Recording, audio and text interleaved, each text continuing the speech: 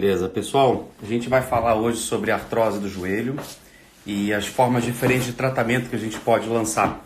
Não só a parte farmacológica, como todo mundo já conhece, mas também as formas não farmacológicas. E eu convidei uma doutora, uma fisiatra, a doutora Mike, para participar dessa palestra com a gente. Palestra não, chegou. E aí, Mike, tudo bem?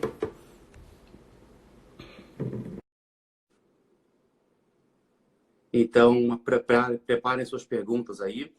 Vamos aproveitar essa oportunidade. Doutora Mike é uma Ah, fisiatra. boa noite. Oi! Como vai, Tudo querida? bem? Tudo Satisfação vê-la ótimo. aqui. Ó quem tá aqui. Oi, Ju. Oi, Oi, querida. tudo bem? Tudo bem? Tô aqui nervosa. Ah, fala sério. Não, eu tô brincando. Eu fico acelerada porque é um assunto que me entusiasma, né? Então eu tive que fazer umas respirações profundas, porque eu sou meio aceleradinha. Então, Então se eu nós dois, começar a né? acelerar demais, vocês me avisam. Tá, nós somos dois acelerados, então vai ser bacana isso, vai ser divertido. Mike, quem sabe você se apresenta um pouquinho, fala um pouquinho de quem você é, o que você faz, aonde você trabalha, com quem você trabalha, qual a sua proposta, porque os pessoal acho que não te conhece ainda.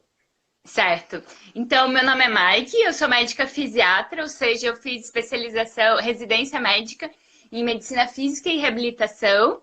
E junto na minha residência lá no Hospital das Clínicas da USP, eu fiz também a pós-graduação em acupuntura em acupuntura e depois eu fiz também a pós em tratamento multidisciplinar em dor. E daí outras coisinhas que depois a gente nunca para, né, Alexandre? Não, não, Depois, depois que hoje, assim, minha área de estudo, assim, é mais na medicina funcional também, que traz muita coisa da medicina oriental, de acupuntura, né, da medicina tradicional chinesa, de que tudo influencia tudo, e também a fisiatria tem esse olhar do todo para o corpo, que a medicina de família também tem, de olhar o ser humano de uma outra forma. Então, e atualmente eu faço programa de. Atualmente eu estou afastada por causa que eu estou em recuperação de uma cirurgia, acho que eu não te falei, mas eu interrompi meus atendimentos, mas eu presto programa de mentoria para médicos, tanto para gestão pessoal quanto para desenvolvimento de carreira. E paralelo a isso, eu tenho alguns casos que eu presto segunda opinião junto com o médico presencial, de casos de dor crônica, casos e fadiga também. Acabou que, como eu tive um problema de fadiga crônica, alguns outros problemas de saúde, eu acabei indo para essa área de atuação na questão de fadiga também. Mas é que dor crônica e fadiga andam sempre muito de mãos dadas, assim, né, com o paciente. Então, enfim.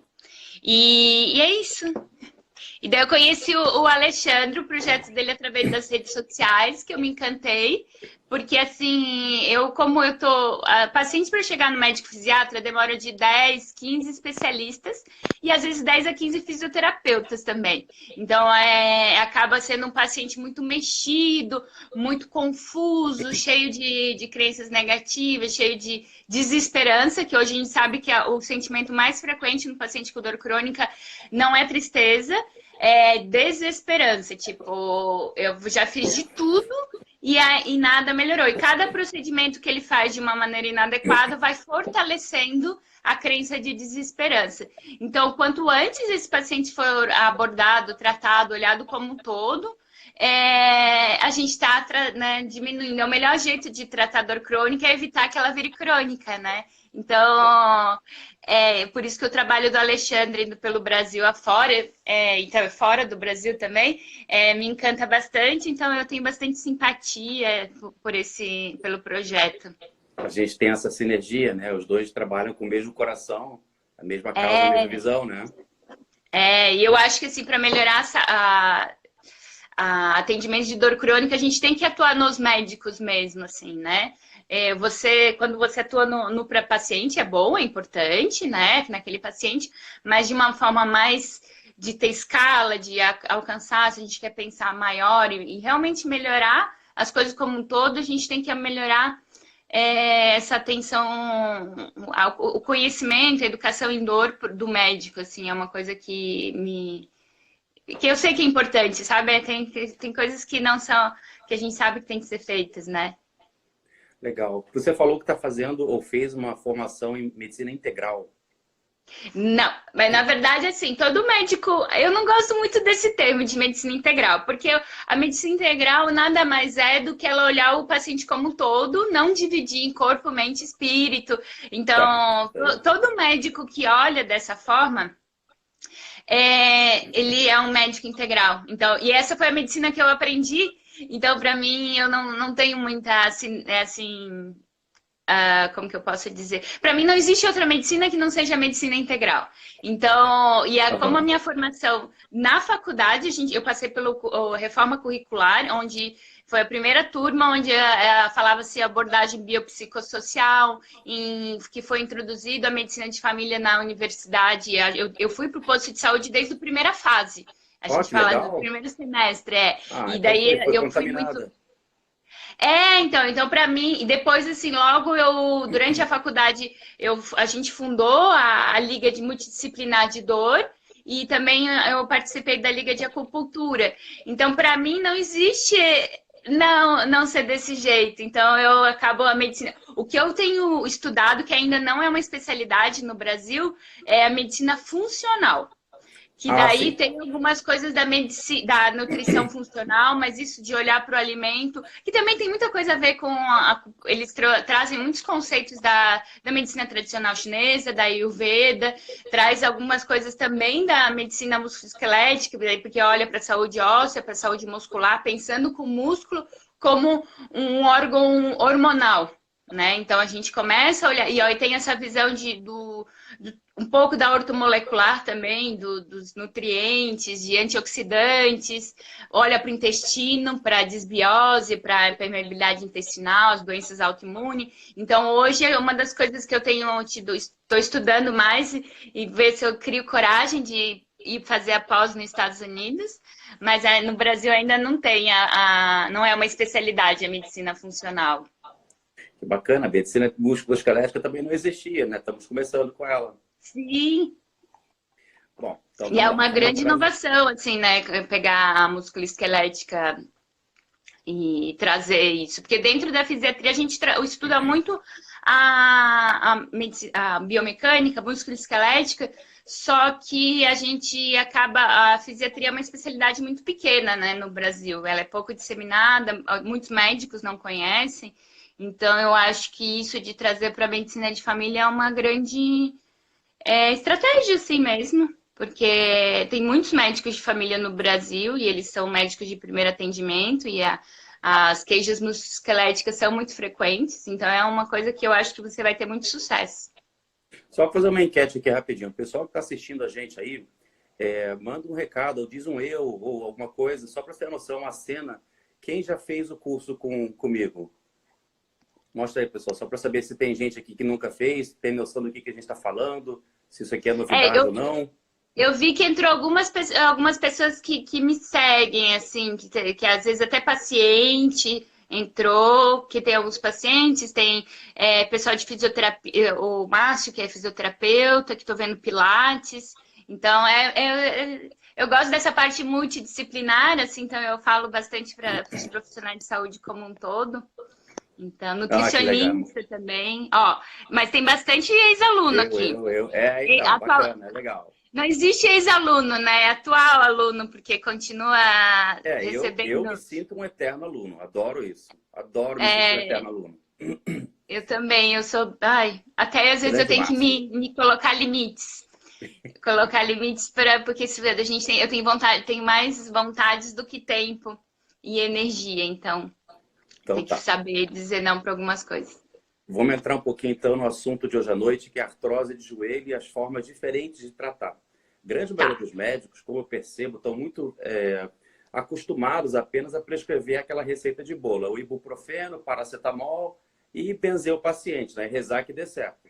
Ai, Dentro dessa abordagem biopsicossocial, pelo menos durante os cursos, eu tento passar para os alunos, é de que não adianta só ficar nesse modelo, tem que também ajudar o paciente a ter toda uma postura de ser proativo, então de corresponsabilizar o paciente do seu autocuidado. Então, perder peso, iniciar alguma atividade física, avaliar se ele está deprimido, a motivação que ele tem para levantar a bunda da cadeira e assim por Uhum. diante.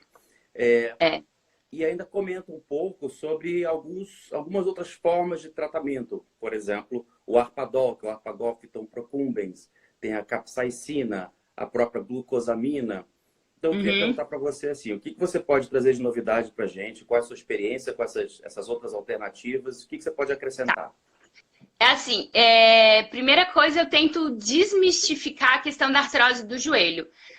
Porque quando o paciente diz assim, tipo, eu tenho artrose de joelho, eu tenho um desgaste na articulação, ele cria uma imagem, infelizmente, uma imagem vale mais do que 1000 palavras, e daí ele fica, tipo, como se ele não vai conseguir melhorar daquele quadro, porque ele já tem um desgaste que está estragado, que está com o joelho de 80 anos, tudo isso. Então, eu costumo dizer assim, ó, a primeira coisa, eu digo que hoje todo mundo, mesmo pessoas muito simples, elas têm um celular, né? Então eu digo Aham. assim, a articulação, a cartilagem é hardware, então é a capinha, é a bateria do celular. E a dor é software. Então, assim, às vezes o celular trava e tá tudo. E daí você desliga e liga de novo, e daí ele funciona. Então, Legal a eu analogia. começo dizendo assim, então, que a cartilagem, a artrose, a artrite, eu tento trazer mais por artrite, para inflamação, pela mesma coisa, porque a inflamação ela pode ser melhorada. Então, e a dor pode ser melhorada. Então, eu tento trazer mais para um estado temporário de dor e de inflamação, do que focar muito na degeneração. Você tem um desgaste, você tem artrose, tem. Então eu digo assim, realmente eu tenho pacientes com esse mesmo exame que não sente nada de dor. E é possível que você tenha uma vida muito boa e não sinta nada de dor, desde que você faça um tratamento adequado. A mesma coisa vale para a condropatia patelar. Então, eu costumo falar, você tem síndrome femoropatelar ou você tem dor femoropatelar. E não, você tenta dissociar essa questão do desgaste e do sintoma. Porque, assim, eu estou com dor é temporário, eu tenho desgaste é para sempre. Né? Então, eu tento, essa é a primeira questão. Segundo, eu costumo dizer assim para o paciente, a gente tem que fazer um planejamento. Então, tem que apagar o fogo, limpar o que o fogo fez e eu li agora, eu perdi o fio da meada. Então, apagar o fogo, limpar o que o fogo fez e prevenir o incêndio. Daí eu explico. Quando você toma ibuprofeno, é excelente, mas você está apagando o fogo. Quando você vai na fisioterapia, eles fazem choquinho ou outras medidas analgésicas para diminuir a sua dor, você está apagando o fogo. Quando você toma uma injeção de diprospan, você vai ter. Eu explico para eles. Eu gosto muito de explicar, assim, porque eu tenho É ótimo. o paciente, mesmo os pacientes mais simples, eles entendem, assim. Daí eu falei, tem uma substância que vai ser liberada em 30 minutos, outra vai ser liberada aos poucos em 30 dias, mas só vai apagar o fogo. E depois, o que acontece? Você teve uma crise de dor, teve um processo inflamatório, tudo inflamou. Daí fica com contratura muscular, fica com sensibilidade, fica com outras alterações. Então, depois de apagar o fogo, a gente tem que limpar o que o fogo fez. Limpar as cinzas. Eu escrevia isso para ele, passo 1, passo 2, passo 3. E o terceiro passo é a prevenção de incêndio. Então, a gente tem que fortalecer essa musculatura, realinhar, quanto mais forte a musculatura ela tá, mais ela vai proteger essa articulação. E daí eu dava muito exemplo, meu coisa aqui. Eu dava muito exemplo e dizia assim, se você tem uma mesa, você coloca só o apoio no centro. E depois, agora você pega essa mesma mesa de 80 quilos, que eu geralmente falava o peso do paciente, né? E dizia assim, agora você coloca 4 apoios nos 4 cantos. Qual que é a mesa que vai estar mais estável? A primeira, que tem só apoio no centro, só na articulação, ou aquela que você colocou os 4 apoios, que é o músculo forte abraçando a articulação? Daí eles falavam, doutora, aquele que tem os 4 apoios. Então, isso tudo faz parte da educação de dor e traz isso que você falou de empoderar o paciente, colocar a responsabilidade nas mãos dele. E eu era meio malvada, sabe? Eu dizia assim para o paciente, eu começava a fazer o tratamento, que eu vou falar de alguns suplementos, medicação, eu dizia assim, remédio não vai tratar a sua dor. O remédio ele vai tirar você do buraco, mas não existe nada, nenhuma pílula que tem todos os efeitos que a atividade física tem para você. Então, se você voltar aqui, a próxima vez que você voltar, você tem que estar fazendo exercício. E exercício com condicionamento físico, com fortalecimento, ou principalmente eu trabalhava em São Paulo, lá então a gente tem hidroginástica pela prefeitura. Então, isso facilitava, e tinha SESCs e coisas assim, e às vezes as pessoas, eu trabalhava num bairro que era muito humilde, mas as pessoas eram muito proativas, assim, eram imigrantes, geralmente do Nordeste. Então, às vezes as pessoas se organizavam, pegava 20 pessoas e contratavam um fisioterapeuta, contratavam um personal, cada um fazia caixinha, então tinha essa proatividade típica do imigrante, assim, que ele tem uma personalidade diferente, né? E daí eu dizia para ele que, tipo, não dá para tratar osteoartrose, osteoartrite, dor no joelho, condromalácia patelar, qual for o nome que a gente usar, sem exercício. Do mesmo jeito que não dá para tratar diabetes e hipertensão sem exercício. Então, isso eu passava para eles, eu até brincava, assim, eu queria que tivesse uma pílula, que tivesse todos os efeitos que o exercício faz. Mas a gente não tem. Então, isso é, num primeiro momento de jogo rápido, eu conseguia conversar com eles. E uma coisa, agora falando de estratégias que não se usa tanto. Nessa primeira fase, que eu chamo de apagar o fogo, que é reduzir o processo inflamatório, uma coisa que eu usava muito prescrevia muito a joelheira de biocerâmica. A biocerâmica, ela reflete, a gente está emitindo várias ondas não visíveis. Uma delas é um infravermelho longo. E daí essa biocerâmica, o que acontece? O infravermelho longo bate na biocerâmica e volta, então ela reflete. E daí a biocerâmica tem um efeito anti-inflamatório bem significativo. Ela a custas de... O infravermelho longo, desculpa, tem o efeito anti-inflamatório, porque ele faz fotoestimulação por enzima dióxido nítrico. Então, é um negócio bem legal, que assim, o custo, os pacientes geralmente eu explicava, é uma joelheira de biocerâmica que reflete o infravermelho longo. E daí dava o contato do paciente onde ele podia encontrar, tinha um custo de 150, 180 reais, mas era uma coisa que daí ele usava 8 horas por dia, usava à noite, usava durante o dia, e eu tinha... Principalmente naquele paciente que tem queixa inflamatória, que tem muito derrame articular. Eu usei agora no meu pós-operatório eu fiz uma cirurgia no tornozelo, né? Daí, no terceiro dia, quando tirou o curativo, eu usei uma tornozeleira de biocerâmica, assim, eu tive um alívio de 90% da dor.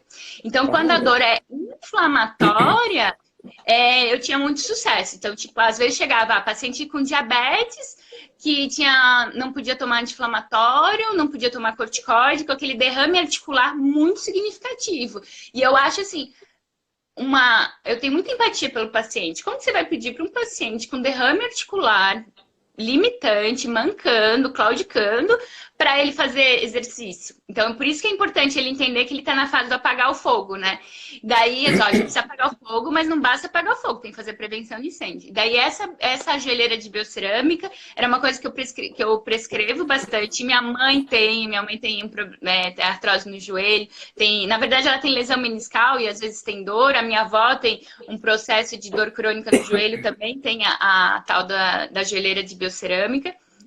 E é uma estratégia, assim, que as pessoas não conhecem, não é muito divulgado. Tem alguns estudos da biocerâmica para lombalgia, para celulite, que o pessoal, essa biocerâmica veio da estética, né? Então, primeiro foi usado na estética, depois eles viram que tinha efeito terapêutico. Então, são as roupas terapêuticas. Então, tem camiseta com biocerâmica, bermuda com biocerâmica. Mas as coisas que eu acho de mais custo-benefício essa joelheira e uma palmilha. Palmilha de biocerâmica também é bem legal. Ela, até para paciente que tem às vezes cansaço nas pernas, fica muito tempo de pé, tudo isso ela é bem interessante.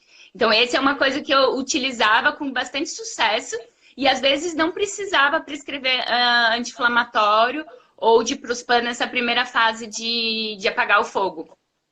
Eu achei muito bacana, Mike, a sistematização como você fez, de separar em 3 fases, mas o que eu achei mais interessante de tudo, que eu acho que a gente mereceria um comentário agora, sobre aquela questão de dissociar a questão da lesão estrutural, como você colocou, do hardware, e da percepção dolorosa do software. Então, eu acho muito bacana, eu falo não com essas palavras, mas eu falo a mesma coisa. De repente, ensinar para o paciente, olha, está na hora de fazer uma atualização do seu software, né? Tem a versão nova daí, está na hora de atualizar porque o sistema está travando.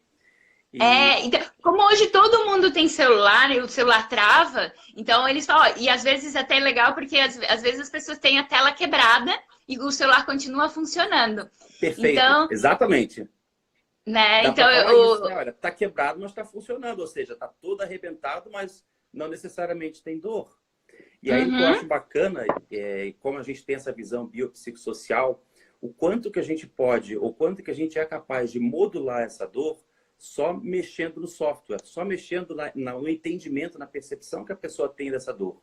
Então, às vezes, você mostrar para a pessoa, ou mudar o foco, em vez de só ficar pensando na dor, pensar em outras coisas, como o Pat Adams fazia, né? Assim, quais são os seus sonhos? Em vez de ficar falando toda vez da desgraça, assim, vamos falar dos seus sonhos, o que você gosta, né?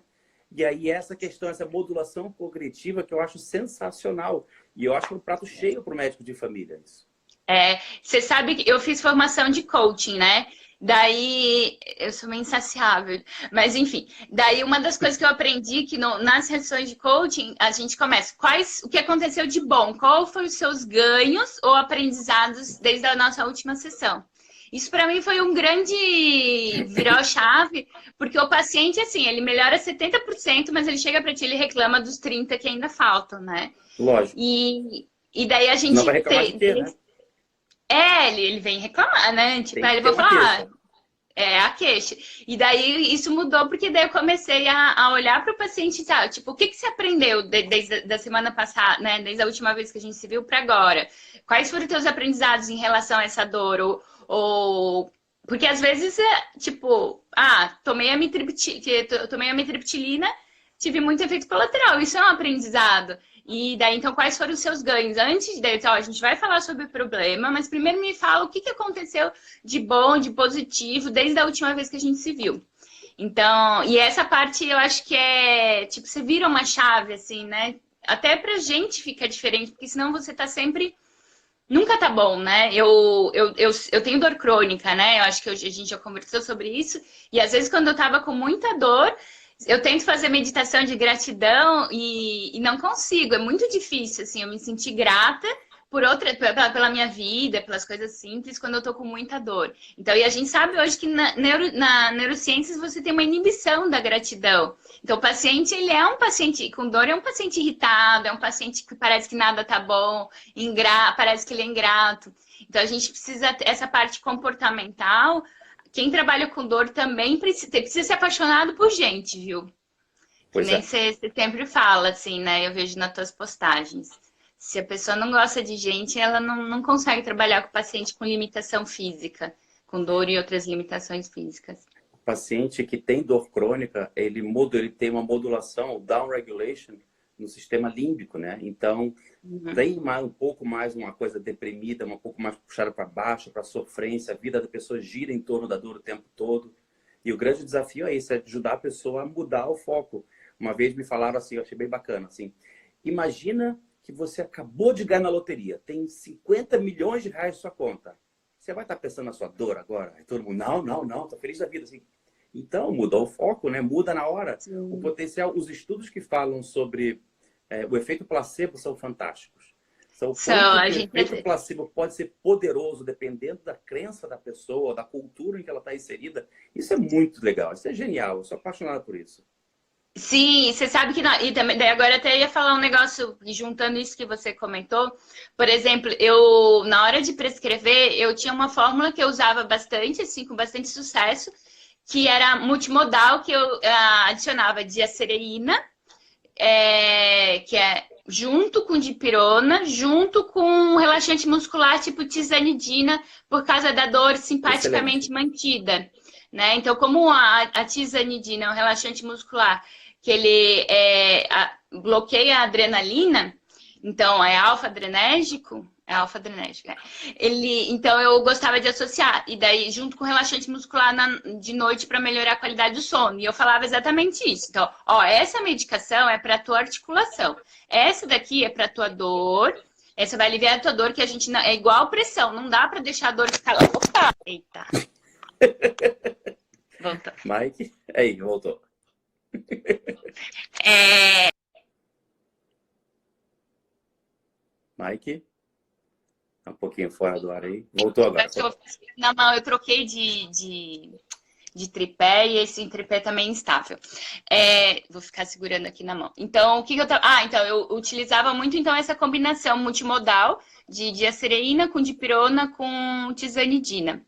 E Só relaxante fazer uma muscular à pausa noite. aqui, porque de repente tem gente que não lembra. Diacereína é uma substância que inibe a interleucina 1. Dessa forma, ela vai evitar a ativação da colagenase, que vai degradar o colágeno. Então, é uma forma de desacelerar o desgaste natural. Mas qual a dose que você prescreve de diacereína nesse caso? Então, eu prescrevia 50 miligramas de diacereína, 2 vezes, eu colocava para manipular, né? Então, 50 na dose, 50 miligramas de diacereína, 500 de dipirona e 2 miligramas de tizanidina. Daí, de manhã e de noite, junto com as refeições, e o ideal é que seja cápsula gastroresistente. Porque dá muita dor de barriga, né? Dá muita diarreia. Mas daí que tá isso que eu ia falar que você falou. Então eu falava desse jeito, ó, esse é pra tua articulação, esse é pro teu músculo que tá muito contraído, esse é pra dor. E eu dizia assim, ó, e daí esse remédio, ele faz o intestino funcionar melhor. Você acredita que meus pacientes não tinham diarreia com diacereína? Não tinha. A acidina, ela diminui um pouquinho, não é tão constipante quanto os outros relaxantes musculares, como o carisoprodol, como a ciclobenzaprina. E eu era bem comum eu prescrever ciclobenzaprina à noite, né? Então isso também reduziu o efeito colateral. Dá um baita sono. Oi? Dá um baita sono. Dá um pouquinho.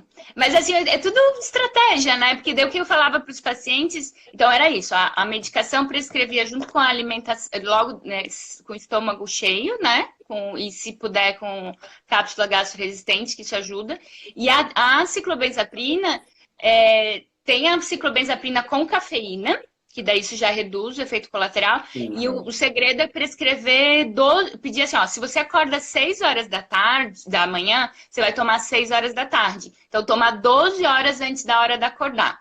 Daí, isso, tanto para a amitriptilina quanto para a ciclobenzaprina, era excelente. Porque daí a pessoa, tipo, a meia-vida é 8 horas, mais ou menos. Então, daí você consegue acordar melhor.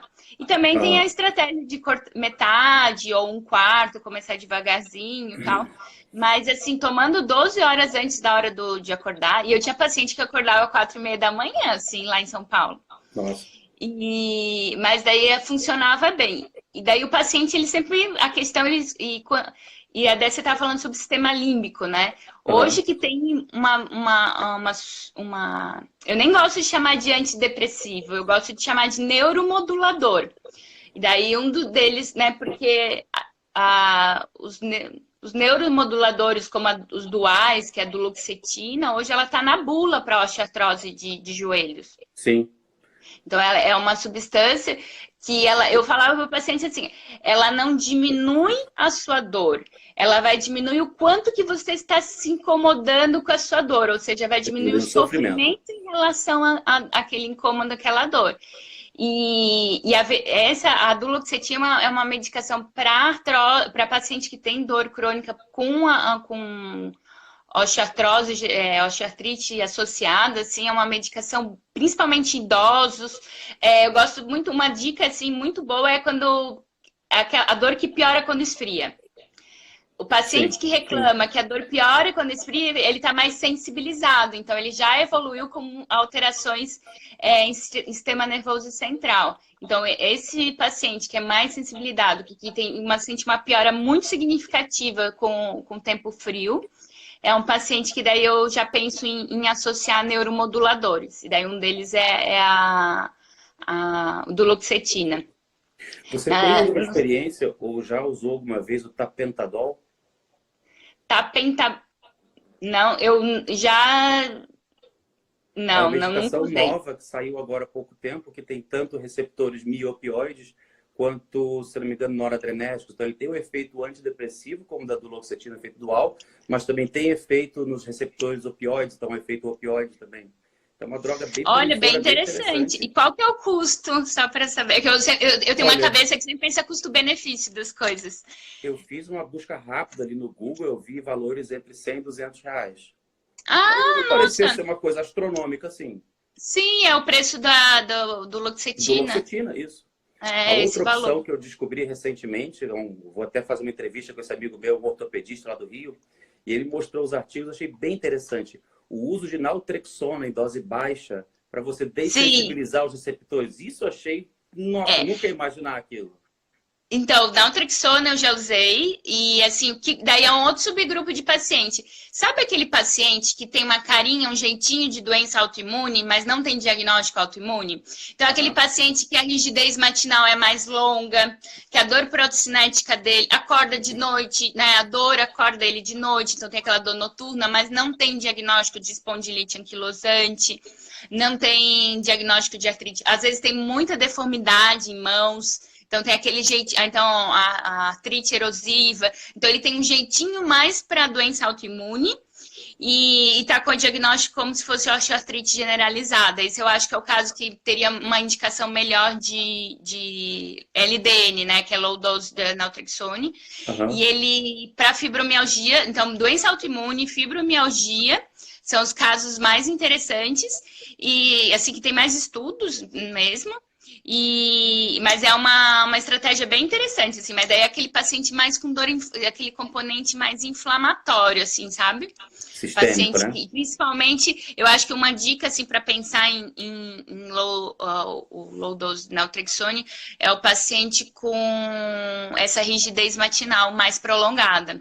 Porque o Uhum. paciente com processo degenerativo, assim, ele fala 5, 10 minutos. Agora começou a ficar, não chega a ser uma hora, igual uma artrite reumatoide ou uma espondilite anquilosante, mas é mais prolongado, assim, desses casos eu acho que seriam os que teriam uma indicação. Isso é o que eu acho, tá?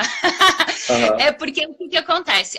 O low dose naltrexone, ele tem mais estudos com esclerose múltipla, com Aham. reversão de questão funcional motora de esclerose múltipla. Daí, depois disso, eles começaram a estudar em outras doenças autoimunes, inclusive doenças dermatológicas.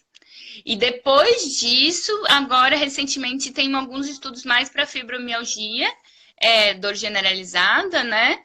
E eu até tenho lido dado uma estudada a mais sobre isso, assim, porque é uma coisa que, como eu te falei, eu estou estudando fadiga, estou Aham. vendo coisas e acho que, assim, para paciente que tem fadiga associada, então, o low dose naltrexone é bem interessante. Mas é bem legal. Então, tem bastante coisa, assim. Uma outra coisa que o custo não é tão alto e é interessante é o piasclidine. Não sei se você já utilizou. Não, porque pelo menos para cá o custo é um pouco mais caro. Ele costuma ser para mais de É, R$ 200. então, mas aí que eu tenho dicas. O que acontece? Então, o piasclidina é um insaponificáveis de abacate e de soja. Então, ficou um tempo que era mais de R$ 300, e daí eu não Aham. prescrevia. Pois é. Daí teve um tempo que saiu do mercado, né, aqui do Brasil, o paciente tinha que importar. E só que ao ano passado, se não me engano, eles começaram a fazer uma promoção. Tipo, se você se cadastra, fica 129 a caixa. Daí você tem Aham. que comprar, adquirir o tratamento para 3 meses, e daí por caixa fica 129. Daí já fica um preço, Bem mais quase o preço da acessível. glicosamina e condroitina, que eu não gosto de glicosamina e condroitina. Mas depois eu explico por que eu não gosto. Então, o piasclidine, a minha mãe tá usando, por isso que eu sei dessa dica aí, dos R$ 129, mas fica, imagina, de 300, quase 300 é o valor, e você fazendo o cadastro, fica por 129, então já fica né, um valor mais acessível.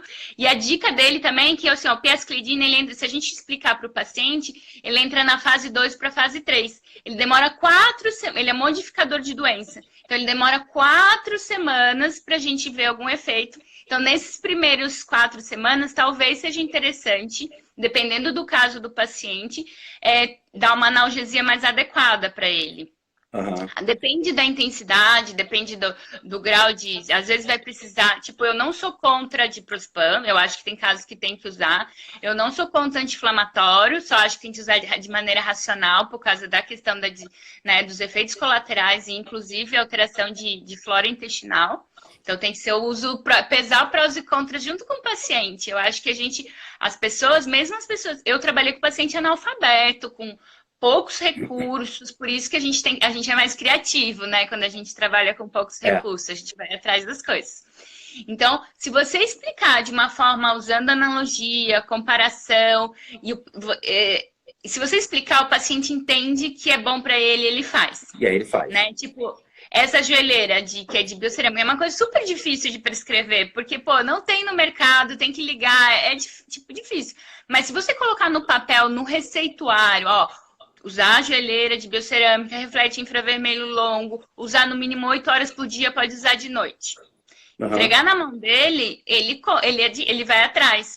E se ele, às vezes, tinha pacientes que não tinham condições financeiras, pedia para o patrão, fazia vaquinha, pedia para os familiares. Eu já tive paciente pobre que pagou mais de 10 mil reais numa mesa que fazia massagem, todas as pessoas se reuniram da família para se organizar para isso.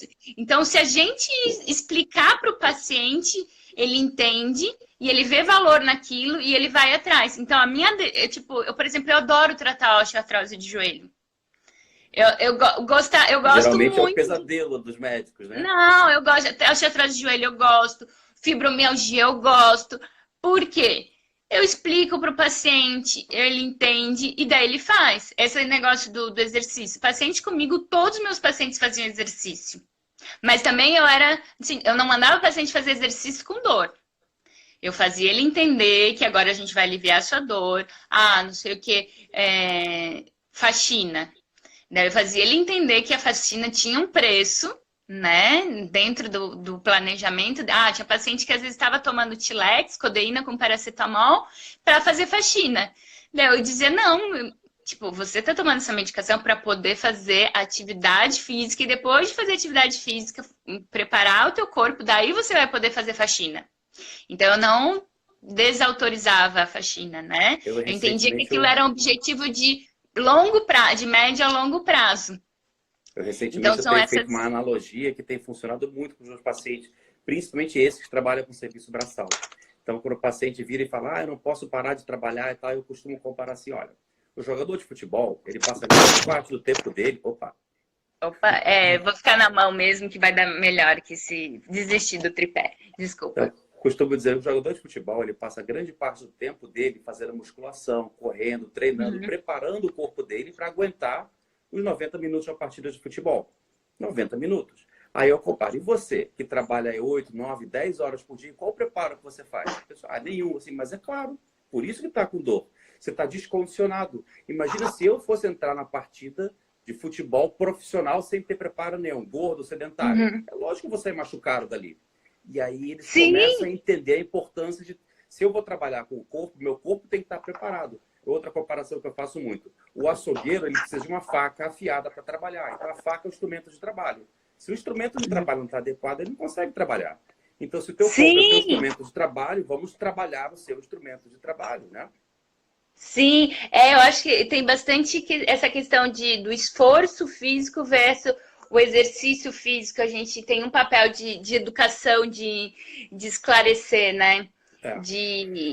A importância Vamos diferenciar as coisas, né? De diferenciar. E também tem essa parte comportamental, é muito importante, né? Tipo, hoje em dia as pessoas estão né? As pessoas estão envelhecendo. E daí eu também falava sobre, tipo, imagina, eu falo assim, você ganhou um presente, uma máquina de lavar roupa. Só que essa máquina de lavar roupa, se ela estragar, ela fica lá sujando o seu piso de óleo, fazendo muito barulho, não te deixando dormir. E quando ela estragar, você não pode jogar fora. E ela vai durar uns 100 anos. Se você soubesse disso, que se estragar, você não pode jogar fora, como você cuidaria dessa máquina? E daí, ai, nossa, doutora, eu ia cuidar muito, muito, muito bem. Porque se estragasse, não podia jogar fora, ia me dar muito trabalho. Daí eu falei, então é isso. Quando a gente nasce, a gente ganha um presente de Deus. Eu falo de Deus nas consultas. Aham. De Deus ou do universo, dependendo do tipo de paciente, eu falo universo, a gente ganha esse presente que é o nosso corpo. Só que as pessoas estão envelhecendo. A gente sabe que as pessoas estão chegando aos 100 anos e a gente pode escolher chegar bem ou a gente pode escolher chegar mal. Se a gente cuidar bem, a gente chega melhor. Se a gente cuidar mal, vai ser aquela máquina de lavar. E daí, essa questão de entender, visão a longo... Porque isso, ó, olha o que a gente está falando, é visão a longo prazo, a gente trazendo planejamento, autocuidado. São muitas coisas que faz a pessoa modificar o jeito dela ver tudo, na verdade. Eu comecei a trabalhar com idoso, eu tinha 20 e poucos anos na faculdade, depois da residência 24, 25. Isso mudou muito a minha maneira de eu ver meu próprio corpo, do meu cuidado também. Uhum. Então, eu acho que trazer essa questão da parte biomecânica mesmo do corpo é importante, e desse autocuidado de que a gente pode cuidar para chegar melhor, e diferenciar esforço, de exercício físico orientado, tudo isso. É gostoso também, mas é uma sementinha, você vai plantando sementinhas, né? Bom, eu sou suspeito para dizer, o meu TCC na residência foi sobre o trabalho de resiliência no pré-natal, ou seja, preparar o casal que está grávido pela primeira vez para as mudanças, para os ciclos de vida que estão por vir.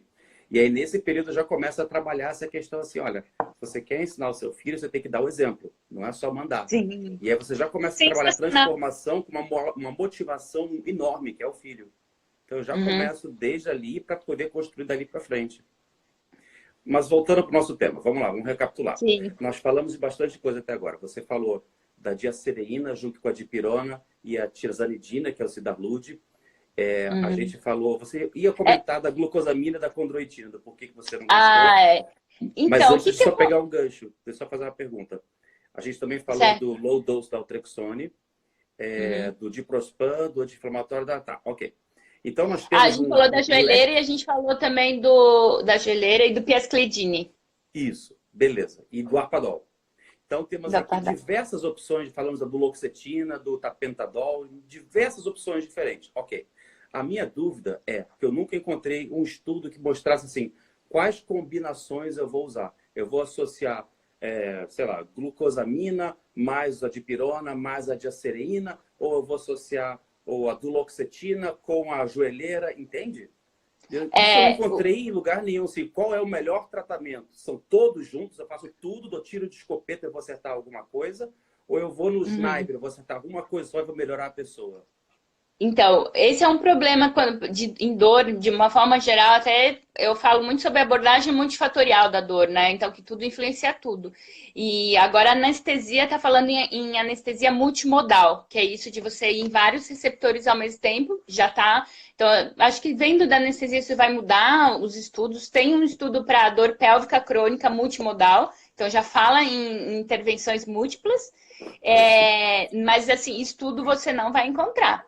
Geralmente a intervenção, os estudos, por causa da facilidade do modelo, né? Você faz intervenções únicas, assim, né? Então, você pega a diacereína e compara com outra coisa.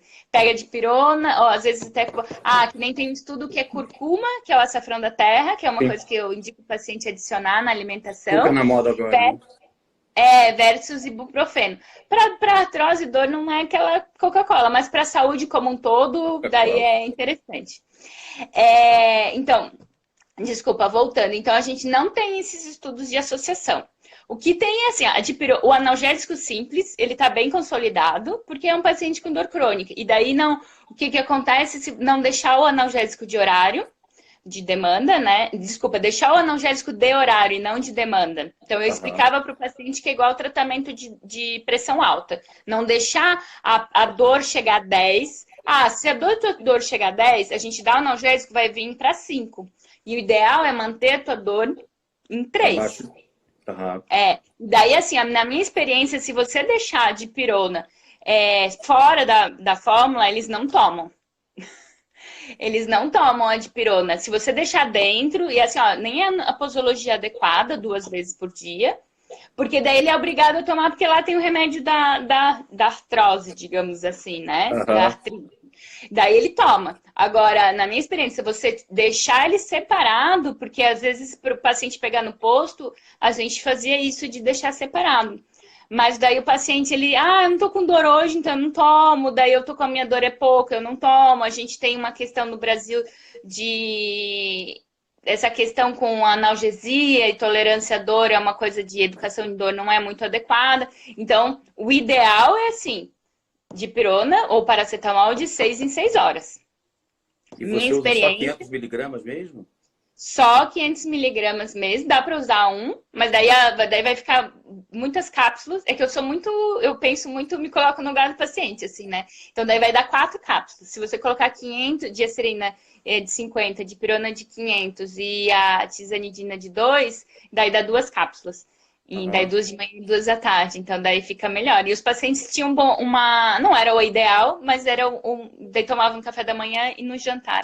Era o mais. Porque a gente tem essa questão da adesão, né? Não sei se Uhum. você tomar uma medicação de uso contínuo, café, almoço e janta. Isso é uma possibilidade, até assim, tipo, que tinha alguns pacientes que tinham intolerância com a diacerina de 50, às vezes eu dava de 35, 3 vezes por dia. Colocava, Legal. daí ajustava, é uma possibilidade também. Daí vai ficar 105 no total do dia, né? Uhum. Então é uma possibilidade, só que assim, ó, a maior parte dos pacientes, eles não, é mais difícil a adesão essa medicação do meio do dia. De manhã você toma antes de sair de casa e de noite você toma quando você chega em casa. Agora, esse do meio do dia, a tendência é dar uma escapada. Então, a Uhum. minha posologia que eu negociava com os pacientes que era melhor era de 2 vezes por dia. Então, é uma coisa que eu tento fazer, assim, inclusive eu uso bastante nutracêutico no meu tratamento, eu também tento colocar 2 vezes por dia por causa da adesão. Certo. E... Sobre a mas esse sobre glucosamina, estudo, então, a gente sobre... não tem. Oi? Sobre os estudos, quando usar o que a gente não tem. Tem eu Pois louca é, que muito eu tô no te feeling, dizendo né? que low dose eu uso mais quando o paciente tem essa questão, um cheiro, né, aquele jeitinho de paciente com doença autoimune, com uma rigidez matinal. É mais por causa da experiência da diacereína. Acabava, o que que acontece? Eu usava meio que para todo mundo, paciente que não respondia, daí você pega e começa a fazer ajuste e tentar outras coisas, né? Daí a Aham. gente conversou no seu curso, a gente conversou sobre o C2. O C2 é meio que não a minha compreensão do C2 é um pouco parecida com o low dose naltrexone, porque o C2 ele começou a ser estudado primeiro para artrite reumatoide. Uhum. E ele não é, o que é o princípio dele é uma dessensibilização. Então você não é hidrolisado, não é igual o colágeno hidrolisado. O paciente toma, aquilo não seria absorvido. Só o fato de entrar em contato com a mucosa gastrointestinal, você teria uma imunomodulação, você reduziria a resposta de anticorpos ao colágeno, digamos assim, ao seu próprio. É que parecido, não sei se você lembra, paciente que tem alergia à penicilina, que às vezes dá para Aham. fazer uma dessensibilização, É, então é mais ou menos parecido. semelhante ao efeito do naltrexone, dose baixa. Vai dessensibilizando a pessoa aos pouquinhos. Exato. Então, o C2 eu acabava usando também nesse paciente que tem deformidade em mãos, que tinha aquele jeitinho, sabe Tá. aquela osteoartrite mais deformante, que não tinha Mais diagnóstico borderline, né? que não tinha diagnóstico de artrite reumatoide, mas era uma artrite mais agressiva, assim, eram os casos que eu usava. Agora, a glicosamina e condroitina, o que que acontece? O que tem se pensado muito sobre isso de suplementação e prescrição é pensar colocar o paciente em subgrupos. Não sei se você Ah, percebe que eu estou colocando, né? Então, tipo, sim. paciente que tem uma rigidez matinal mais coisa, deformidade, eu estou pensando em um mecanismo mais autoimune.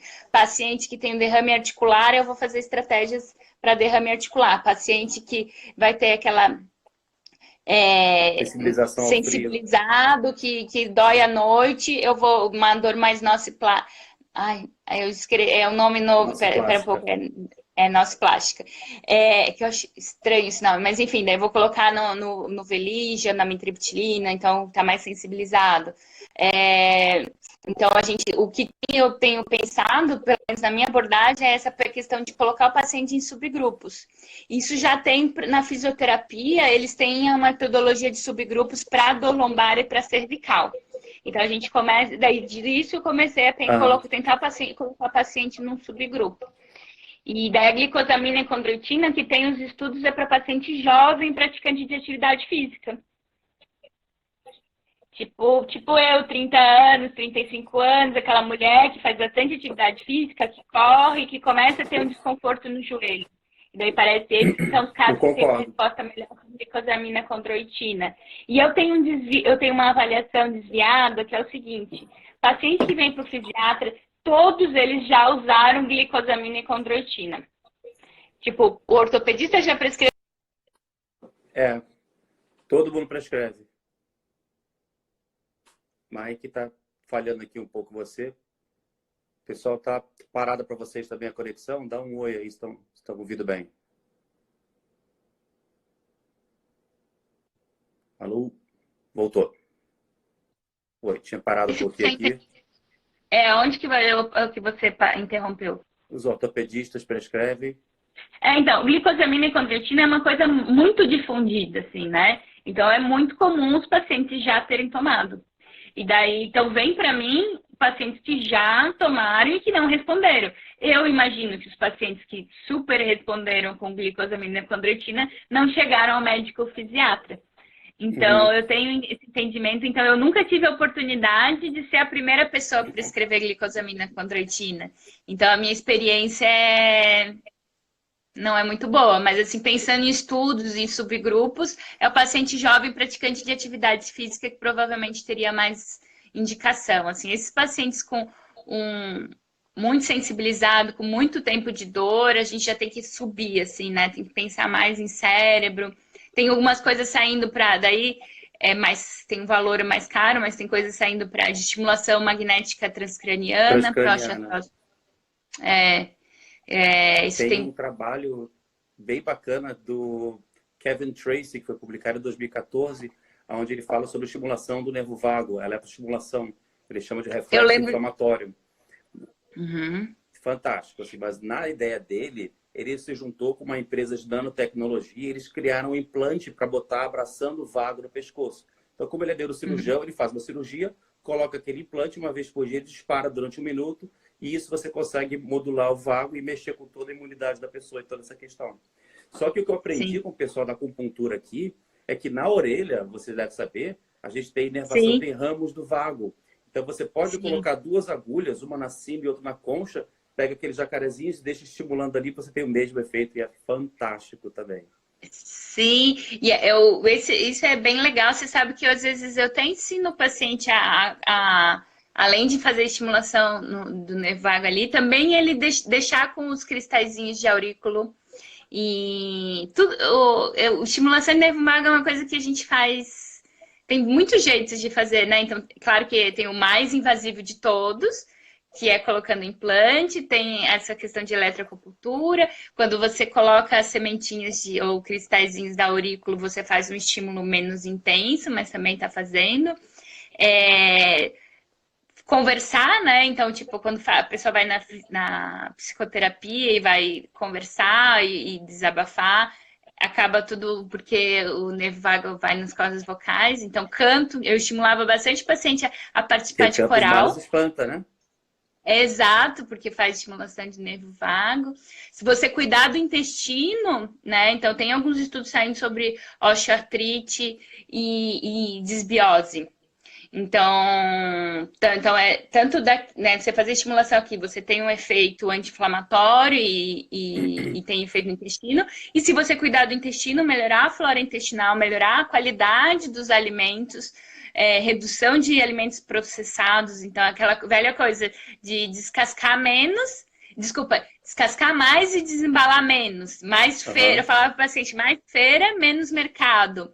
Então, isso também você vai ter um impacto não só na questão de peso, né, de emagrecimento, porque até tem estudo falando mais sobre obesidade, que se você pegar dois homens com a mesma altura, de 90 quilos, mais um é aquele obeso mais por inteiro, e tem o outro que é o obesidade visceral. Então, a cintura abdominal tem mais relação com o processo inflamatório no joelho do que o peso em si, assim, né? Então, a gordura visceral. E daí até é muito interessante a gente comentar que, tipo, a osteoartrose, ela faz parte da síndrome metabólica. Então, por isso que é tão comum. Então, até, tipo, o ideal seria que o paciente, ele fosse tratado, a maior parte deles fosse tratado da síndrome metabólica, pensar de uma forma mais funcional, sistêmica mesmo. Resistência insulínica, melhorar a alimentação, reduzir os níveis de estresse, daí o nervo vago atua nisso, né? Então, por exemplo, tem muita gente que diz, comecei a fazer yoga e melhorei muito de dores e coisas assim. Então, assim, a base do yoga é respiração profunda. Respiração profunda faz modulação do nervo vago, sistema nervoso autônomo. Principalmente respiração abdominal, né? Exatamente. Então, eu gosto bastante, assim, Daí tem algumas terapias manuais, o toque, né? O toque terapêutico, seja a microfisioterapia, que não tem muita evidência, mas tem bastante paciente fazendo, osteopatia... até a quiropraxia, mas a osteopatia acaba liberando o nervo vago na região da cervical também, faz liberação diafragmática, faz algumas manobras assim que também pode ser interessante na saúde, porque daí a gente está olhando o paciente com a saúde como um todo. Eu sempre falo para a gente olhar além da cartilagem, além do joelho, né? Acho que o nosso desafio é bem esse, assim. E daí de colágeno hidrolisado, também, assim, que nem eu sempre penso em subgrupos, assim, né? O paciente que acaba que parece que se sente melhor com o que refere, né? Eu escuto muito paciente, aprendi muito sobre artrose com paciente, sabe? Com dor no joelho, porque eles contam pra gente como que foi e tal. Então, o paciente idoso parece que é o que responde melhor a colágeno hidrolisado. Então, a gente tem que pensar, até tem uma amiga minha que está estudando muito essa parte fonoarticulatória, então o paciente mais idoso, primeiro, a gente não sabe, ele tem uma dificuldade de mastigação, tem uma redução de absorção, redução de enzimas, então é um paciente que é mais desnutrido, digamos assim, tanto de micro quanto de macro. E daí, talvez isso explique por que os pacientes mais idosos, eles se sentem melhor com colágeno hidrolisado, que é aquele de 10 gramas. Não é mais fácil de absorver isso.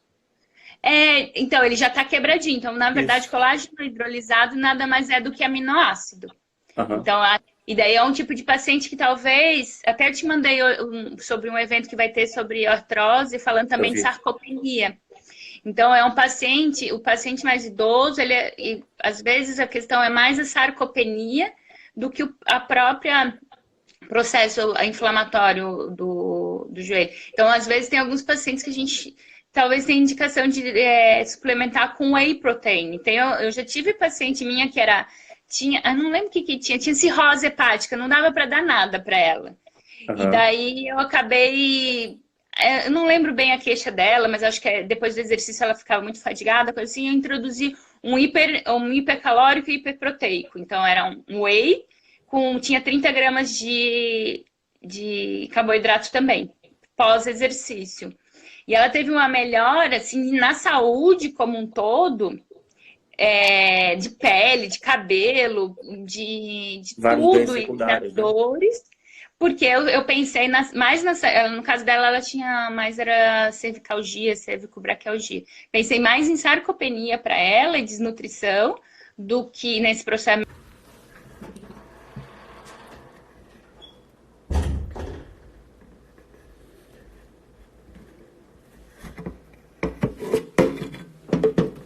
Voltando, né? A gente passou 1 hora e aí caiu.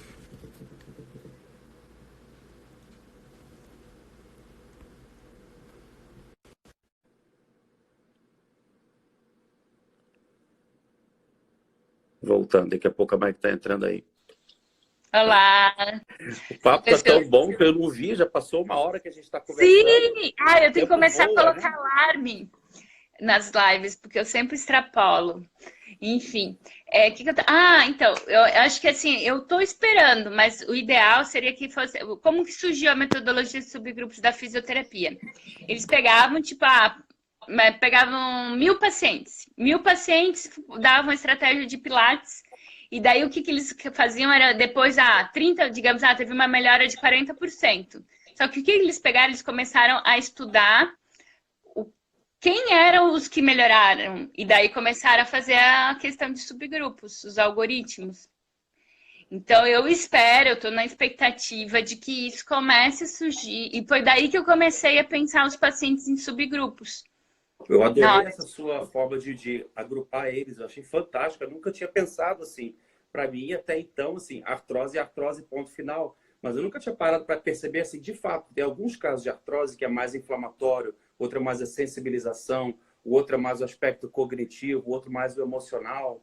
Adorei essa definição. Vou tentar criar uma forma visual da gente colocar isso, sei lá, num diagrama. E aí, para cada subgrupo, uma forma de tratamento melhor. Adorei isso, adorei. O ideal seria que a gente pegasse assim, ó, é que eu sou do tipo de, eu sou pessoa que minha mente ela tem facilidade de conectar. Eu já tenho, eu não sirvo para ser pesquisadora, assim, sabe? Mas o ideal seria que os pesquisadores pegassem, estudou Velija em osteoartrose de joelho, em dor no joelho. Pegasse esses 30% ou 40% que melhorasse, quais características que eles tinham em comum? Qual que era a questão, né? Tipo, a avaliação de cognição, das queixas cognitivas, questão de sono. Então, geralmente, paciente que eu vou pensar em Velija ou mesmo em amitriptilina vai ser aquele paciente com alteração de sono. Às vezes, o idoso que está perdendo peso, que está sem apetite, daí eu penso mais em amitriptilina, né? Ou mirtazapina, que aumenta o apetite. Adorei, eu já vou mudar a minha aula de artrose completamente. Vai ser uma aula toda, vou jogar fora que eu tinha até então, vou mudar ela toda agora. Adorei essa sistematização. Então, mas é que isso não tem nenhuma. Isso eu faço da minha cabeça. O que eu espero para o futuro é que os estudos comecem a estudar melhor o grupo que respondeu à intervenção. Esse seria o ideal. E isso o pessoal da física tratam todo mundo igual, né? Aquela coisa, joga glucosamina e condroitina para todo mundo. Alguns respondem, outros não. Mas quem são esses alguns e quem são os outros, né? Assim, esse negócio de subgrupos em dor tá bem, assim, saiu ano passado, eu acho, ou esse ano, um que pegou na Suécia, nos nórdicos, assim, daí eles dividiram em a parte mais subgrupo mais músculo-esquelético, social, estresse social, psicológico e a miscelânea. Então, ele já tem então, e a gente, por exemplo, paciente que é um paciente sem suporte social, ele tem outras estratégias do que o paciente que é mais musculoesquelético, com dor crônica. E aquele, né? E você vê isso também na sua prática. Então, esse já tem isso. Fibromialgia, a gente não está falando de fibro, né? Mas fibromialgia eu também tento colocar em subgrupos na minha cabeça. Já tem uns trabalhos que falam em músculo esquelético, fibro com ansiedade e depressão e fibro com distúrbio psiquiátrico. Talvez seja uma coisa interessante a gente discutir, de trazer isso para a dor no joelho. O paciente que é mais musculoesquelético, o paciente que tem ansiedade e depressão associado, e o paciente que tem distúrbio psiquiátrico associado, aí borderline, transtorno de personalidade dependente. É muito, muito frequente transtorno de personalidade em ambulatório de dor crônica. Tem um estudo que chega a 50%. E justamente tem um estudo, um artigo que recomenda as pessoas lerem, que assim, pacientes difíceis de tratar em dor crônica. Então, eles desgastam a gente, né? Parece que suga toda a tua energia. Então, eles são, na verdade, existe assim uma questão. Então, mais de 50% de paciente com dor crônica tem transtorno de personalidade. Esses pacientes muito difíceis, na verdade, se eles forem tratados, eles perdem a existência deles. Então, é uma coisa muito complexa, assim, sabe? A questão de, tipo, se eu não tenho dor, eu não existo, né? Então, ou se alguém conseguir solucionar o meu problema, tipo, aquilo se desestrutura de um jeito. E daí, por isso é muito importante essa questão da gente desmistificar as imagens. Então, tem gente que antes de se apresentar... Eu tenho um diagnóstico de hipermobilidade generalizada. Eu saí do grupo dos hipermóveis porque eu via que a pessoa estava tão identificada com o diagnóstico que aquilo me fazia mal. Porque, então, antes de eu ser Mike, eu tenho hipermobilidade. Não, eu sou Mike, eu sou uma pessoa apaixonada, entusiasmada, eu sou muitas coisas. E depois, um adicional, eu tenho um diagnóstico de hipermobilidade. Sim, eu convivo com dor com muito mais frequência do que eu gostaria. Mas isso vem muito depois, isso não é a minha identidade. E tem muitos pacientes que eles estão identificados, a identidade deles é a dor. E daí, esse é o mais complexo, É o assim, rótulo, né? ler esse artigo mudou, porque eu sou uma pessoa muito empática, que sofro junto, assim, né, com o paciente. Entender que tem alguns casos que estão acima da minha capacidade de resolução é muito Tem difícil, alguns, não faz bem pro meu ego, né? Mas é muito importante, assim, tipo, tem uns casos... E acho que é importante a gente pensar nisso dos subgrupos mesmo, é uma coisa que, para mim, ajuda muito, assim. Tá. Mike, vamos só abrir um pouco para as perguntas aqui. A Aline está pedindo para você falar um pouquinho mais sobre as joelheiras, indicações, como prescrever, por quanto tempo. Pessoal, quem quiser disparar a pergunta, agora é a hora. Então, a joelheira, é joelheira de biocerâmica, daí tem algumas marcas no mercado.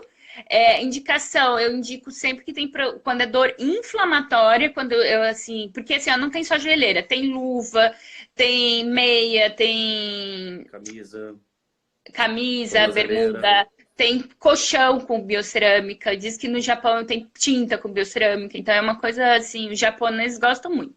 Então, existe várias coisas, só que a minha experiência pessoal, e a gente sabe que experiência pessoal, o nível de evidência é bem menor, né, gente? Assim, a minha experiência pessoal é muito, muito, muito boa para dor inflamatória. Assim, ó, processo inflamatório, derrame articular é excelente. Dor neuropática, mediano, não é tão bom. A gente sabe que a dor neuropática existe um processo inflamatório que para manter a manutenção da dor neuropática, mas assim, a gente sabe que dor neuropática é mais complexa. Então, tipo, não dá para prescrever só uma biocerâmica em dor neuropática. E dor miofacial, o resultado é bem ruim. O resultado com dor miofacial, ela só melhora a dor miofacial quando a dor miofacial é secundária à dor inflamatória. Então, o paciente está com muito processo inflamatório e está com dor miofacial secundária. Daí pode ser que melhore. Agora, quando é aquela dor miofacial mais de trapézio, de quadrado lombar mais biomecânica, de sobrecarga, a minha experiência não é boa. Os artigos que o pessoal, os fabricantes fizeram, eles fizeram estudo com camiseta em dor lombar. Daí, assim, até fizeram com acompanhamento com termografia depois e viram que realmente o processo inflamatório reduz e os pacientes melhoravam. Só que, assim, a dor lombar é muito mais complexo do que só pensar em inflamação. Enfim, eu não prescrevia para dor lombar. O que eu gosto mesmo, assim, que eu acho que... Porque, assim, uma camiseta custa 400... Eu penso no custo-benefício das coisas. A camiseta custa R$400. A joelheira era 150, se não me engano. E o paciente podia usar, para mim, tipo, uma joelheira, eu penso, é um mês de glicosamina e condroitina. Só que o paciente vai usar por 4 anos, 5 anos, Vai é uma coisa que... 8 horas por dia, todos os dias, por esse período todo, né? Sabia mais barato. Daí diluindo, né, ao longo, e dá para fazer em vezes e tal. Então, eu acabava, o que eu mais prescrevia era a joelheira mesmo. E como prescrever? Então, 8 horas por dia, é o que tem estudo. Tem 8 horas por dia. Por quanto tempo? No mínimo, tem estudo com 4 a 6 semanas. O que eu fazia? Joelheira de biocerâmica, escrevia no prontuário, uso local, joelheira de biocerâmica, reflete o infravermelho longo, eu escrevia isso, 8 horas por dia por 6 semanas. Paciente com derrame articular em 5 dias já tinha redução bem significativa de derrame articular. Que legal.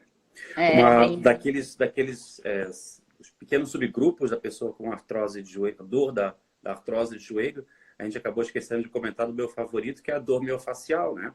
Então, sim, que na verdade sempre tem dor miofacial. Sempre, sempre, sempre tem. Não existe assim, eu vou te dizer assim, eu acho que tive dos 2 casos que o paciente tinha dor, não era de joelho, mas que não tinha dor miofascial, que é o incomum, assim, né? Então, tem estudos até que pegam, pacientes com determinado quadro de dor e daí fazem o mapeamento, sempre tem dor miofascial, assim. E a gente, tratando dor miofascial, melhora às vezes 40%, 60% da dor do paciente. Isso, então só queria comentar isso para a gente não esquecer. A gente já falou de vários tratamentos diferentes. Para cada subgrupo desse, um tratamento vai ser melhor, mas às vezes, se tiver um ponto gatilho que está ali ativo ou latente, ou o que quer que seja, se não for mexido ali, aquela dor vai perpetuar e não tem remédio no mundo. Na verdade, não, até tem. A tizanidina mostrou alguma eficácia em desativar e relaxar o ponto gatilho, mas é a única medicação que até agora está sendo estudada. Por isso que eu gosto de associar ela. E eu explico como no exame físico eu coloco, né? Vou lá, examino, mostro o paciente, aqui não é essa articulação, aqui é músculo, aqui tá dolorido, tal. E daí na hora de prescrever, eu gosto de fazer essa associação. Então, de início, eu acabo a minha. Na verdade, essa diacerina, ela entra no segundo passo. Geralmente, no primeiro passo, se o paciente está muito inflamado, eu vou entrar com anti-inflamatório mesmo. Ou, às vezes, em alguns casos, eu entrei só com a joelheira junto. E porque a diacerina vai demorar pelo menos 4 a 6 semanas para a gente ter algum efeito. Então, eu acabo entrando assim, e 6 meses de tratamento. E daí, depois, o paciente começa não tá respondendo, daí eu começo a entrar em outras possibilidades.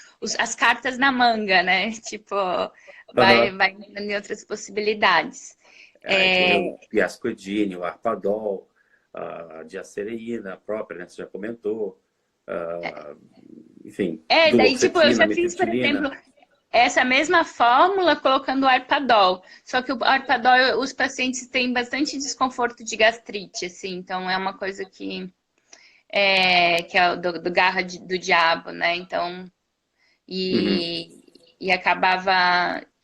não era tão... Na época não era tão fácil e tal, mas tem bastante trabalho também com o Arpadol. Mas é que, assim, entre o Arpadol e anti-inflamatório... Depende do subgrupo, né? Depende daquele momento, como que tá aquele joelho, né? Isso, exatamente. Então, o Arpadol também entraria numa segunda fase. Ele nas primeiras 4 semanas, a gente não espera que ele tenha uma resposta, né? Então, se o paciente está com muita dor, muito processo inflamatório, muito sensibilizado, não necessariamente. Mas agora você falou de dor miofascial, é uma coisa importante. Eu prescrevi a capsaicina. Para dor miofascial? Não só para dor miofascial, para dor, eu orientava o paciente a passar no joelho, e inclusive nos pontos miofaciais, e uma coisa que ajudava muito, muito o paciente, eu ensinava ele a fazer a liberação da fascia lata. Porque a fascia lata, ela, é bem assim, comum o paciente com dor no joelho ter porque uma sobrecarga é importante em fascia lata. E era bem legal que às vezes, porque assim, na minha avaliação eu sempre avalio também em paciente com dor no joelho, eu vou avaliar tornozelo e estabilizadores de quadril. E era bem legal que eu examinava antes, né, os estabilizadores de quadril, principalmente glúteo mínimo, e soltava a fascia lata, ensinava o paciente a soltar a fascia lata, nem encostava no paciente, ensinava ele a soltar, e depois testava de novo estabilizadores de quadril, daí ele melhorava a força. Era bem legal isso, assim. Então, essa parte de fáscia tem que... E eu gosto muito de tópicos, por causa que daí se estimula o autocuidado, né? Porque daí o paciente, ele tá fazendo por ele mesmo, então colocar ele numa postura ativa, é mais difícil você massagear do que você tomar um remédio. Então eu gosto de medicação tópica por uma questão comportamental também. Nosso colega Dr. Marcelo Franklin, conversei com ele outro dia, um ortopedista e especialista em ombro e cotovelo. Vamos fazer uma live semana que vem sobre cotovelo. Está perguntando se a gente faz aplicação intraarticular com corticoide, ácido hialurônico, arnica, ozônio. Essa acho que eu posso responder pela maioria do grupo aqui. Acho que tem muita gente aqui que, assim como eu, são médicos de família, trabalham na atenção primária. Marcelo, na nossa formação, ninguém ensina a gente a fazer procedimento invasivo articular. Eu não recomendo fazer na atenção primária, a não ser que eu tenha tido treinamento específico para aquilo. Por quê? Porque se der algum problema, eu vou ter que responder por aquilo, né? E como eu não tive capacitação adequada, e eu sei que talvez todos, ou a grande maioria dos programas de residência em medicina de família também não tem, a princípio eu vou responder que não, a gente não faz. A Tá. tendência é sempre fazer o tratamento mais conservador e mais seguro. Na fisiatria, a gente tem treinamento para fazer o intraarticular de joelho, e a gente faz. Daí, assim, o corticoide depende do serviço que você tem à sua disposição, né? Dá para fazer o corticoide.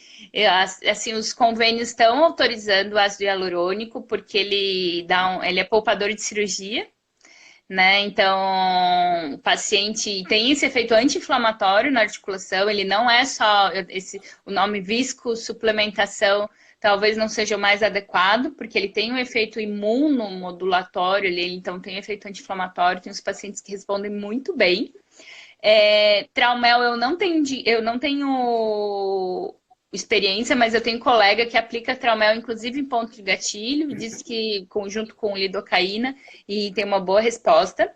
Ozônio ozônio tem muito trabalho saindo. Eu nunca apliquei o ozônio intraarticular, mas a técnica é a mesma e tem alguns, né? O ozônio também ele pode ser feito de forma sistêmica, então a gente não precisa fazer intraarticular para ter o efeito na dor. Então ele pode se fazer intrarretal e pode se fazer também intramuscular. Mas até agora está com um grupo de estudo de ozônio lá na USP para dor neurologia do trigêmeo, não, herpes. Neurologia pós-herpética. Então, eu acho que vai... Né, porque o pessoal da USP, onde eu fiz a formação, eles são bem conservadores. Então, a partir do momento que começa a chegar lá, já vai ser disseminado melhor no Brasil inteiro. Assim. Então, eu tenho bastante... Como que eu posso dizer... acho positivo para o futuro, assim, para a gente começar. Até, assim, a gente pode ver, Alexandre, quem organiza os cursos de aplicação, às vezes são os laboratórios de ácido hialurônico.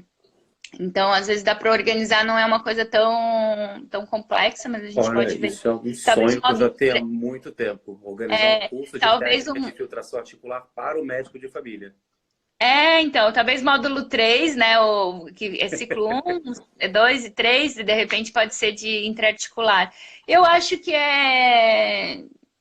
né, é uma coisa de baixa complexidade, de efeito.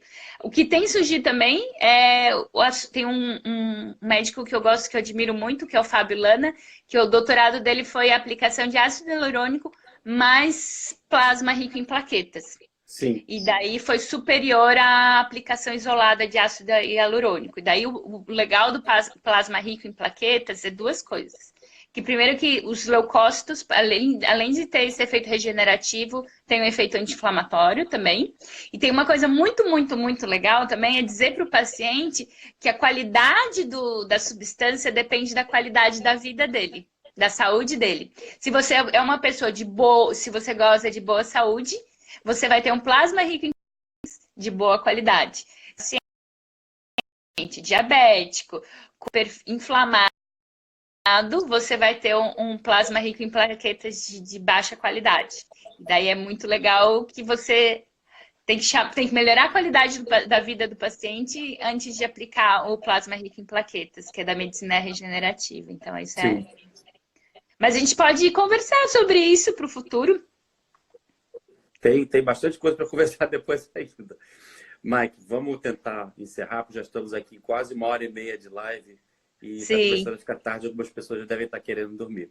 Se você tivesse que resumir em poucas palavras, assim, qual a melhor dica que você poderia dar para alguém que está assistindo a gente agora sobre como manejar alguém que está com dor por conta de uma artrose do joelho?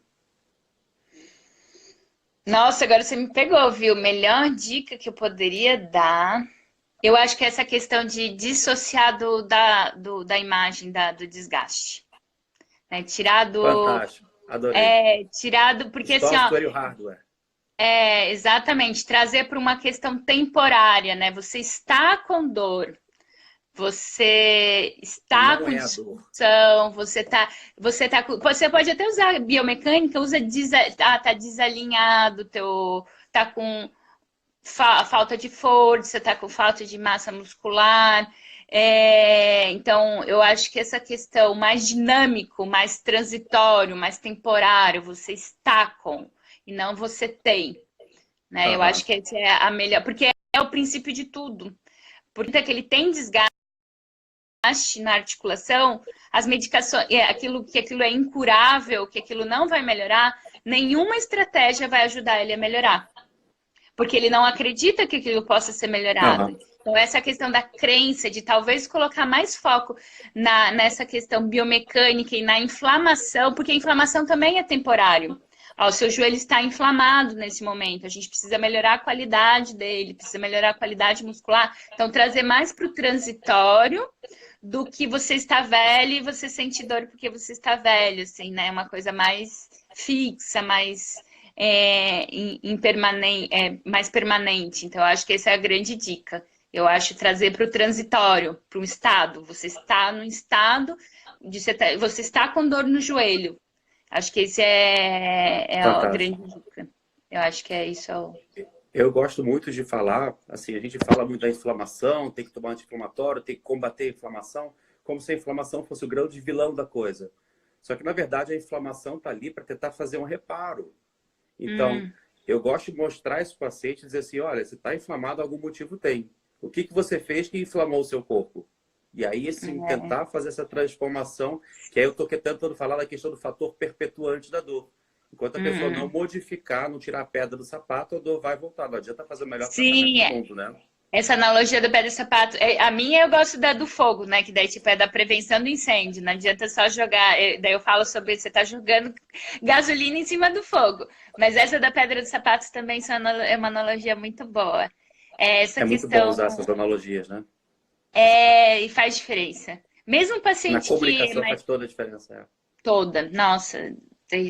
Isso, e é só com o tempo que a gente vai melhorando isso, né, Alexandre? No começo, você... Tem que um pouquinho. Tem essa questão, as 10.000 horas, né? 5 anos. Tá. As 10.000 horas. Eu gostaria de fazer o seguinte, eu vou deixar esses vídeos gravados, tanto nos stories, como também eu vou publicar na nossa página do YouTube, eu tenho um canal no YouTube, para que as pessoas possam assistir depois. Mas eu gostaria também de deixar embaixo nos links o acesso para esses artigos que a gente citou, dessas dicas, e quem sabe fazer um resumo de tudo isso que a gente falou e deixar escrito ali. Você me ajuda a fazer isso? Gente, isso daí é um curso. Alexandre, é mais fácil a gente organizar o curso e fazer o curso, porque isso daí é muita coisa. Então, na verdade, a gente pode até combinar para o futuro de organizar um cursinho de artrose, de dor no joelho. A gente pode ir mais pra frente, acho melhor. Porque é muita coisa, a gente falou sobre muita coisa. Isso, uma conversinha assim, sucinta, se prolongou e se deixar, vai longe, né? Por isso que quando você me falou, nossa, fala de nutracêuticos, eu falei, gente, mas é tanta coisa, o que eu vou falar? A gente nem falou do magnésio, da vitamina D, do ômega 3. Vamos fazer a parte 2, então, desse papo. Não, a gente precisa montar um curso.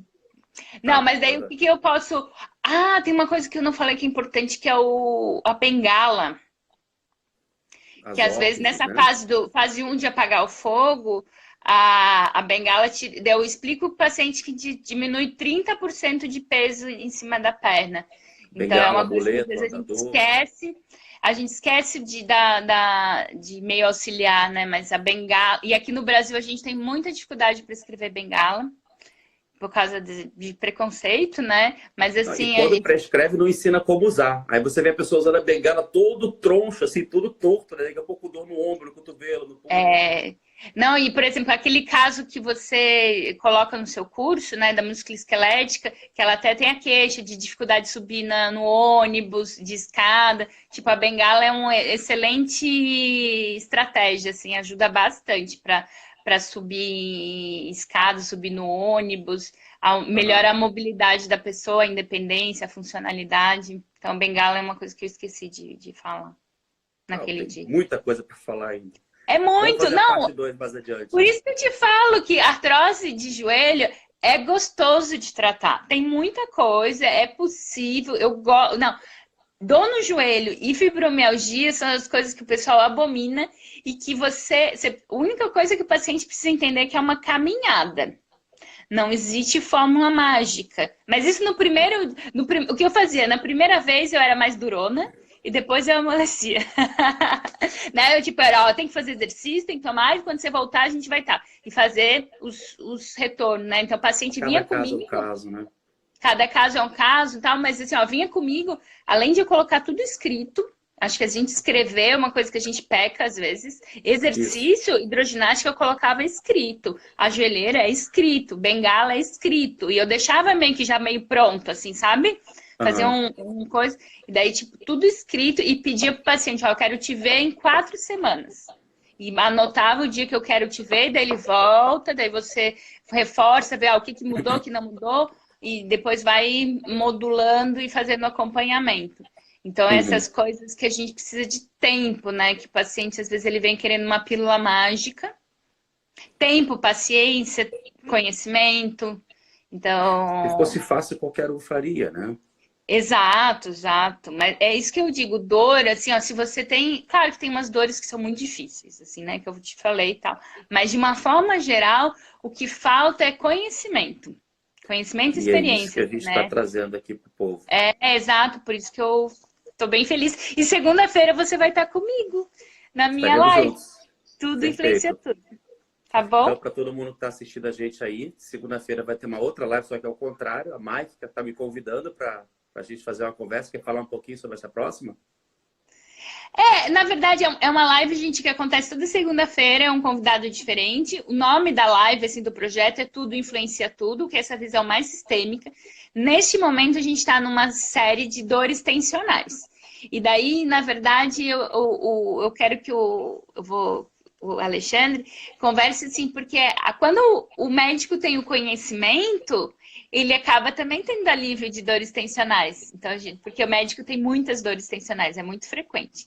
Então, a gente vai trazer essa parte de como o conhecimento, o curso da medicina musculoesquelética está tendo impacto até na qualidade de vida, na saúde dos médicos, dos ex-alunos, dos alunos atuais. Então, a gente vai falar mais esse tudo influencia tudo, assim, mais na saúde do médico e os aprendizados que ele está tendo com curso pelo Brasil. E a gente vai falar um pouco de dor miofascial, de outras coisas, atenção básica. Daí é ele que é a estrela. Então tá. Tá bom? Mike, te agradeço um monte. A conversa foi deliciosa. Por mim, eu ficaria mais horas e horas aqui. Foi uma honra, viu? Eu agradeço você e a presença de todo mundo. Tá bom? Obrigado, Mike. Um beijo grande. Para o pessoal que está aqui, que chegou agora no final, eu vou deixar esse vídeo acessível, tanto nos stories quanto no nosso canal no YouTube. O nosso canal é Músculo Esquelética, o Instagram é o @Músculo Esquelética, vocês já estão aqui, né? Isso, a gente tem a gente tem um outro canal de comunicação, que é um aplicativo chamado Telegram, para quem não conhece. O Telegram, então, a gente é como se fosse um WhatsApp, só que ele permite ter grupos com até 200.000 pessoas. E lá a gente também está publicando bastante material, dúvidas, artigos, imagens, enfim. E a gente vai deixar o link também acessível para quem quiser entrar nesse grupo, ficar à vontade. Tá legal? Pessoal, muito obrigado. Fala. Não, desculpa, é que você falou em Telegram, eu lembrei que, assim, gente, porque médicos, vocês têm que seguir no Instagram fisioterapeutas, educadores físicos, pessoas que publicam conteúdo em relação à biomecânica. Tem o Thiago Fukuda, tem o Telegram dele também. Então, assim, ó, eu, por exemplo, na residência, eu acompanhei o terapeuta ocupacional, acompanhei fisioterapeuta. Hoje eu não estou mais dentro de um centro de reabilitação.